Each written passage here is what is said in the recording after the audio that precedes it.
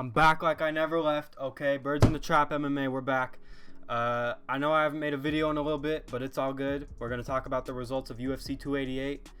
And the reason I haven't made a video in a little bit is because, guys, look at these main events that have been going on. I mean, the next 4 weeks look like shit, you know what I mean? So, I don't know how consistent I'm going to be with these trash cards that they're putting on. But it's all good. Okay, we're going to talk about UFC 288. And I know I didn't make a prediction video for this, but I'm going to be completely honest. I'm not going to act like I did well on this card, because I simply didn't, okay? Starting off with, I'll start where I started watching, okay? I watched Kennedy Nzechukwu get a fucking knockout submission. he left Devin Clark unconscious, flopping around. Good for Kennedy Nzechukwu, okay? Yeah, I don't have much to say about it other than it was a brutal submission.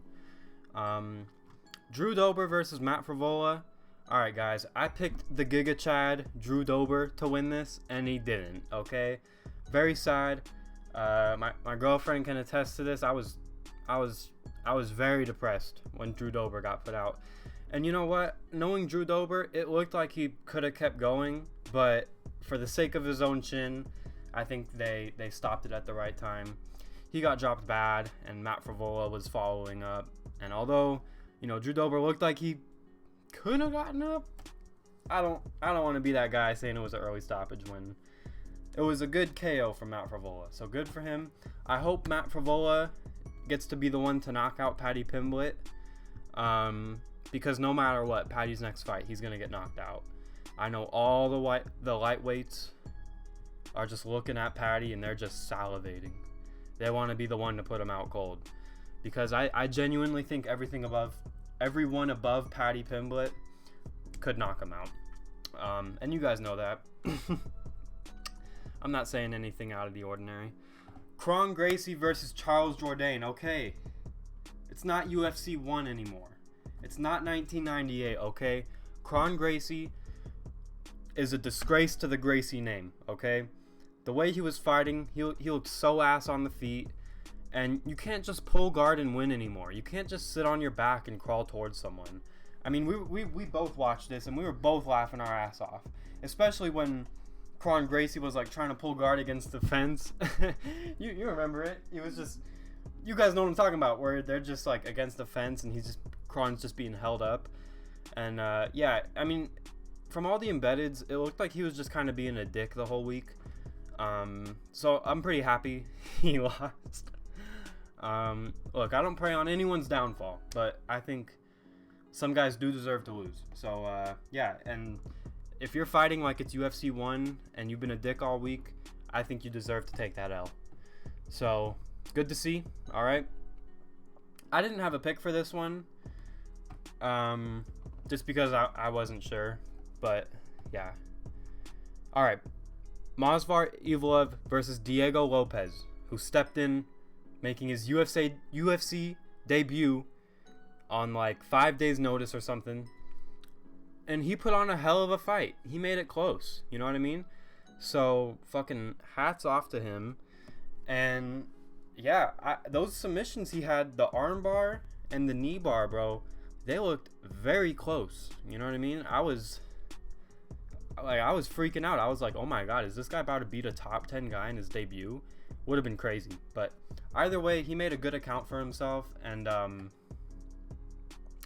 yeah, I'm excited to see what he's going to do next. Because, I mean, if he looked like that in his UFC debut against the 10th best guy in the world, this guy, I wouldn't be surprised if he's top 15 by the end of the year. You know what I mean? It just all depends on how his next fight goes. So there we go. All right. Now, Jessica Andrade versus Yan Xiaonan. I'm just going to say Yan. I picked Jessica Andrade because I was like, she fights like a dude. You know what I mean? So I was like, she's going to get the fucking finish. Because she usually does. You know what I mean? But I was wrong. And as soon as the fight started, I was like, oh my god, Andrade is gonna get knocked out, because she was very open. She left her chin out there on a silver platter, and yeah, so like a minute into the fight, I was like, fuck, I picked wrong. And then literally, she remembers, we were watching it and I was like, oh my god, Andrade's about to get knocked out. And right when I finished my sentence, you remember, right when I finished my sentence, she got knocked out. And I was like, damn, man. But still, good for Yan Xiaonan. I think they should do a fight night in Beijing, her versus Wei Li for the title, okay? Because let's be real, that's not a pay-per-view bout. Unless it's a co-main. But they shouldn't headline a pay-per-view with that. Sorry, but you guys know that. Alright. Belal Muhammad versus Gilbert Burns. Guys, I picked Gilbert Burns by murder. I picked him by knockout within the first 2 rounds, which wasn't a crazy pick. And I still feel like if he didn't compromise his shoulder right away, it would have went that way. You know what I mean? But fuck Belal Muhammad. I was pissed as fuck watching this whole thing. She knows I was raging. Every time he'd land a body kick, I was like, fuck! Because I don't want Belal to be champion. I don't want him to fight for a title. I think he's boring. I think he has no personality. He's not marketable for the UFC at all.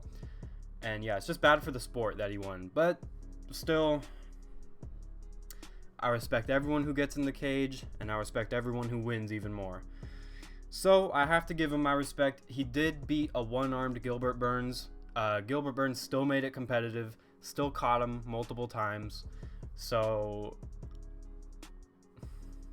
look, I'm a Burns fan, okay? So I don't want to sound salty.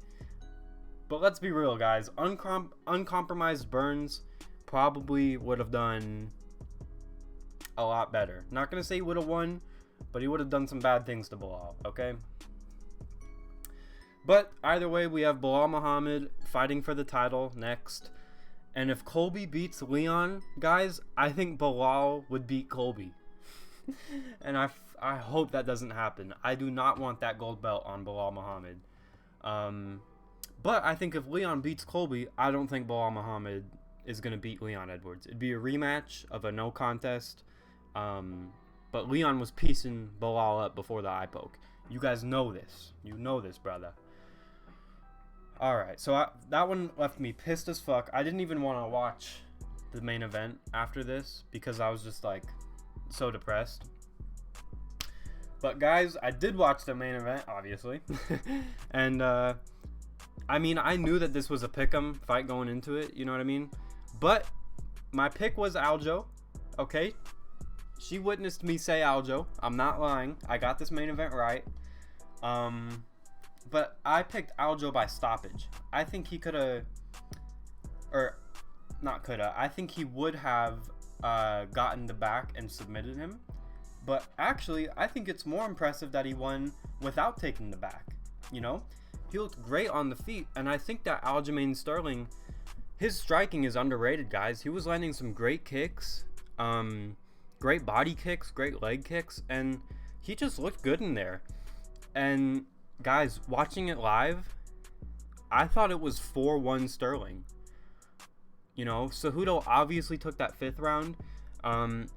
I see a lot of people saying Cejudo took the 2nd round, and after rewatching it, I do have to agree.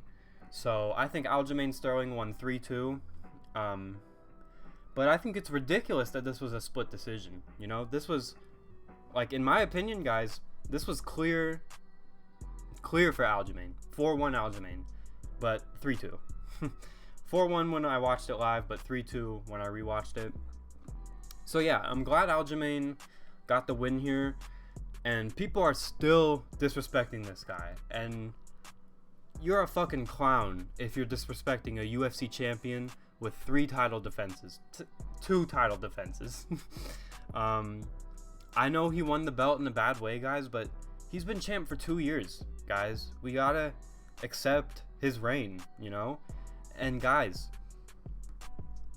he's gonna fight Sean O'Malley next, okay? Listen to this, okay?